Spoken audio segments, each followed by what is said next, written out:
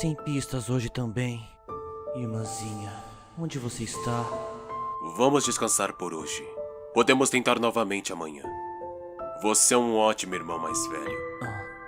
Dilok. Qualquer um no meu lugar faria a mesma coisa por um irmão. Isso é debatível. Os Cavaleiros de Favonius são um grupo bem peculiar, como aqueles dois rapazes da família Hagvindir. Uma canção sobre eles seria bem popular com o povo. Paimon também acha. Tem até mesmo uma garotinha destruidora entre eles. Me pergunto qual deve ser o critério de contratação. Pensando por esse lado, não acha que nós somos bem mais peculiares?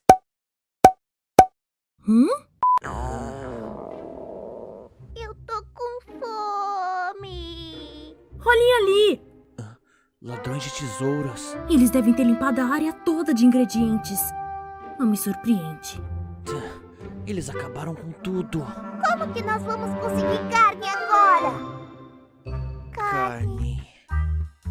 Carne humana ainda é carne. Ok, se acalmem.